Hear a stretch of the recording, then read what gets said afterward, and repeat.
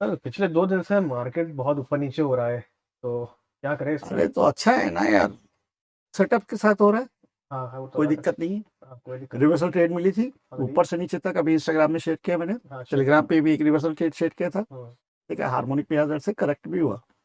तो आज तो अच्छा दिन था, बाजार को हिलने दो। अब इसी पे एक कहावत है ना, मैं अक्सर कहता भी हूँ, हिलेगा तो मिलेगा। तो मिलेगा, और हिलेगा ही नहीं, एक रेंज के अंदर फंसे रहेगा हुँ, तो क्या ही मिलेगा। फिर तो ट्रेडिशनल ऑप्शन सेल चलेगा। हुँ, ठीक है, जोड़ा आपने बेच दिया या आपने स्ट्रैंगल बेच दिया और आप लेके बैठे हुए हैं। ठीक है, आपको आधा परसेंट मिल गया या 1% मिल गया। लेकिन जब बाजार मूव करता है तो डायरेक्शनल ट्रेडर के लिए बहुत अच्छे मौके मिलते हैं। या तो ट्रेंडिंग है या दोनों साइड चले, कोई दिक्कत नहीं है। दोनों साइड चलने में 5 पैसे की दिक्कत नहीं है। अगर आपको रिवर्सल ट्रेडर है तो दोनों साइड के चलने में अच्छा पैसा बनाएंगे।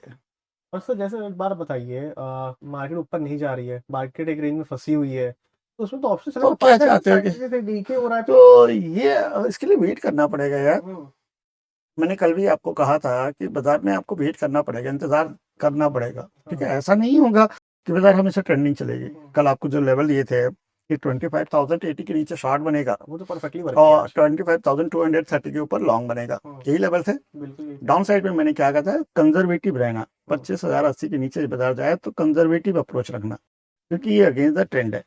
और ठीक है। 25,000 पे बुक कर लेना, और फिर वहां पे अगर कोई डब्लू पैटर्न बने तो आप वहां से रिवर्सल ट्रेड प्लान कर सकते हैं। जो 12 बजे के बाद मूव आया है हाँ, डाउन साइड से ऊपर डाउन साइड साइड का, का। वो 25,000 से ही आया और डब्लू पैटर्न बनाकर ही आया, जिसे मैंने टेलीग्राम पे शेयर किया था।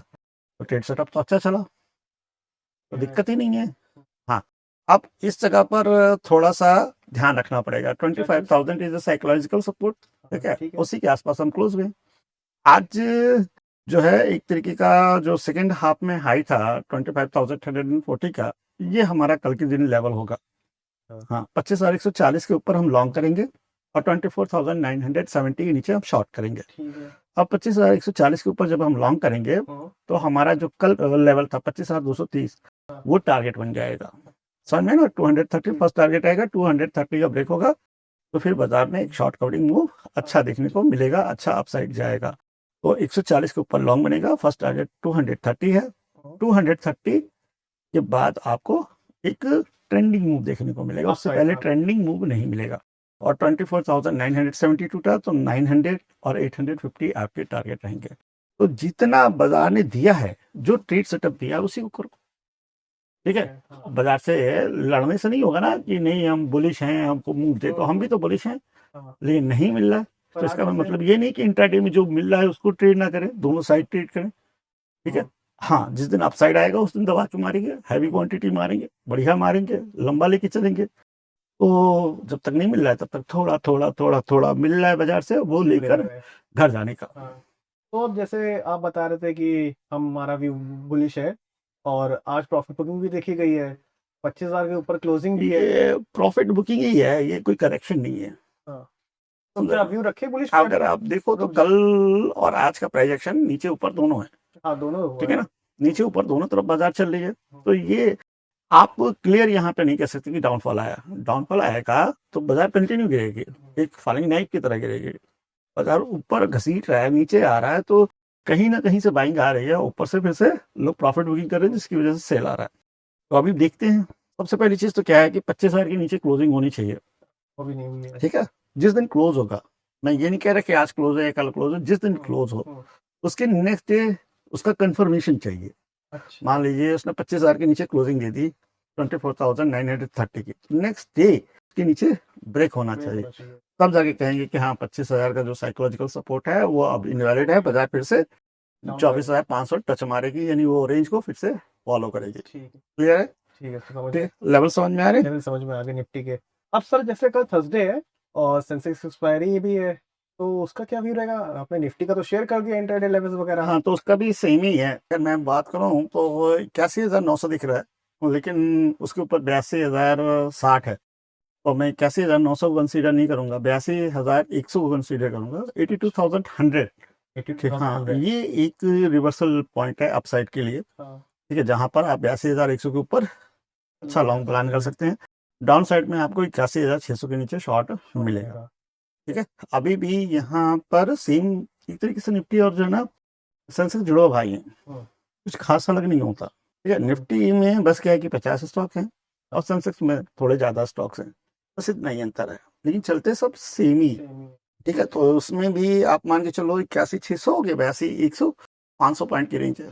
तो हाँ, लेकिन शुरुआत के 30 मिनट के बाद ही ट्रेड प्लान करना। आज भी मैं जो आप लोगों से अक्सर कहता हूँ कि 30 मिनट के बाद आप ट्रेड प्लान करिए, उसका रीज़न मैं क्यों कहता हूँ, क्योंकि 30 मिनट में जो है ना कुछ डिसाइड नहीं होता कि प्राइस एक्शन क्या है।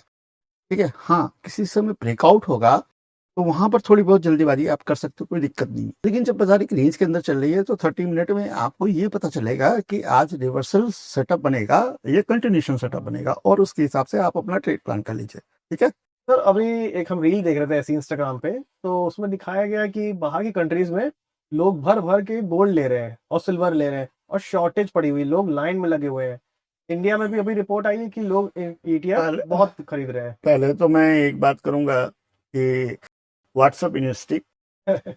और इंस्टाग्राम रील, हाँ, इन पे भरोसा ना किया करो। तो फिर क्या कर हाँ, सकते हैं? सोर्सेज अगर ऑथेंटिक हैं, हाँ, ठीक है, तो आप एक बार बात कर सकते हैं अगर आदमी सीरियस है, लेकिन हर एक रील पे आप ध्यान ना रखा करिए, क्योंकि होता क्या है कि सोशल मीडिया इन्फ्लुएंस करने की चीज़ है और ऐसा कंटेंट डाला जाता है कि लोग इन्फ्लुएंस हो।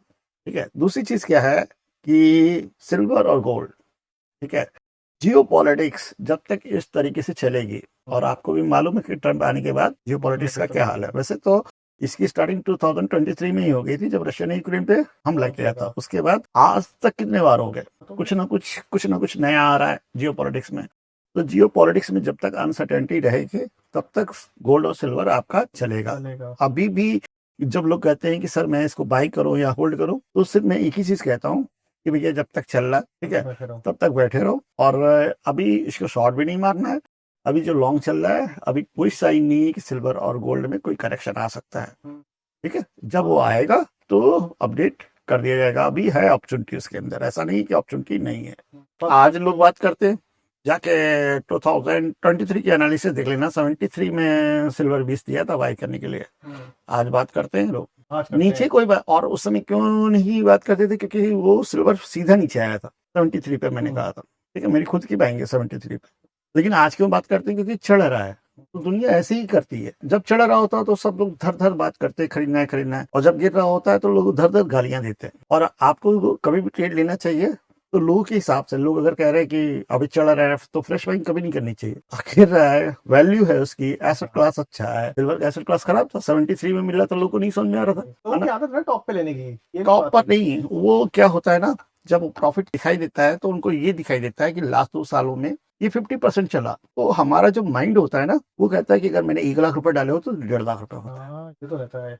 हाँ, आप वो सोचते कि अब मौका ना छूटे और खरीद लेते हैं, समझे ना, और वहीं पे पतन चालू। ये ह्यूमन साइकोलॉजी है। क्या ऐसा नहीं है कि ये गलतियां मैंने नहीं की, मैंने भी की है 2006-7 में, सबक लेके थोड़ा सा फिर सही हुए। तो ये रहता है बेटा। समझ गए। और आज 2 स्टॉक मेरे बहुत नजर में थे, एक आईटीआई और एक टाइटन। आईटीआई ने कुछ लगभग 13% का रिटर्न दिया है आज इंट्राडे में, और टाइटन 4% के आसपास दिया उसने। 4% कोई बहुत बड़ा नंबर नहीं है। फिर भी राकेश और अगर मैं टाइटन की बात कर लूँ तो ये टाइम वाइज करेक्शन में टाइटन ये 3900 के ऊपर ही, इस समय 3500 के आसपास ट्रेड कर रहा होगा। आई एम नॉट श्योर, मैंने आज देखा नहीं। 3500 के आसपास होगा, 3900 के ऊपर ही है। ये 2-2.5 साल से फंसा हुआ है, इसी रेंज के अंदर फंसा हुआ है। मिनट तो कर सकते हैं, लेकिन ब्रेकआउट हो जाए या तो नीचे खरीदो। रेंज के अंदर जब फंस जाता है टाइम वाइज करेक्शन में, तो जो नीचे का सपोर्ट है वहां खरीदो, ये तो ब्रेकआउट का वेट करो। तो ठीक है, अभी टाइटन को देखते हैं, ब्रेकआउट आएगा 3900 का तो उसके अंदर एक अच्छा अपॉर्चुनिटी बनेगा। और आईटीआई में भी सेम हाल है, वो 400 से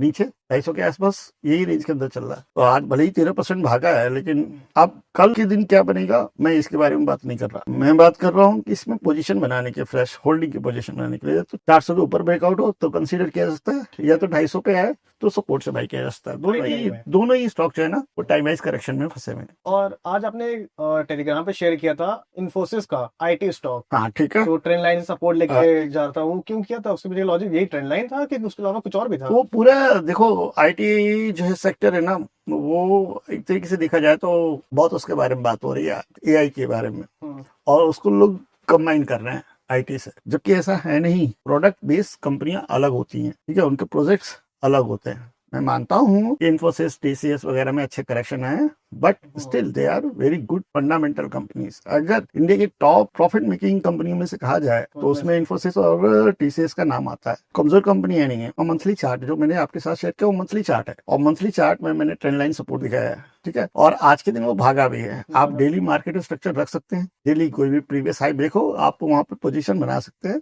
अगर डर लग रहा है तो थोड़ी थोड़ी करके पोजीशन बनाओ। मैंने तुमको शायद पिछले महीने ही सजेस्ट किया था ना कि आईटी में धीरे धीरे करके एसआईपी करना चालू करो, स्टार्ट भी कर दिया मैंने। हाँ, तो ये तरीका होता है। फंडामेंटल अच्छी कंपनी है। हमारे साथ रेट का लफड़ा हो सकता है कि मैं 20% ऊपर खरीद लूँ या तुम 20% नीचे खरीद लो, किसी को मालूम नहीं कहाँ से भागेगा, ठीक है। सपोर्ट मार्क करते हैं, नए सपोर्ट टूट के दूसरे सपोर्ट पे आ जाता है, लेकिन हमें ये मालूम है कि फंडामेंटल बहुत स्ट्रांग है, तो हम क्या करेंगे, थोड़ा थोड़ा उसके अंदर करते चले जाएंगे। एसआईपी के तौर हाँ, एसआईपी के थ्रू पे आप थोड़ा थोड़ा निफ्टी आईटी में कर लीजिए, आईटी 20 में कर लीजिए, कुछ म्यूचुअल फंड्स हैं जो टेक्नोलॉजी बेस है उसमें कर लीजिए, ठीक है। जैसा आपका मन करे वैसे कर लीजिए। मैं एक तरीका बता रहा हूँ हाउ टू इन्वेस्ट। मैं ये नहीं बता रहा हूँ कि आपको किस लेवल पे इन्वेस्ट करना चाहिए, मैं आपको बता रहा हूँ कि किस तरीके से आप सिस्टमैटिक धीरे धीरे करके अपना पोजीशन बना सकते हैं, जिससे कि आपसे वो स्टॉक छूटे ना। ये पोर्टफोलियो स्टॉक है यार, सस्ता मिल रहा है, खरीदने क्यों हाँ ना, देखा जाएगा, ठीक है। अगर आपको वीडियो हमारा पसंद आया हो तो चैनल को लाइक सब्सक्राइब करें।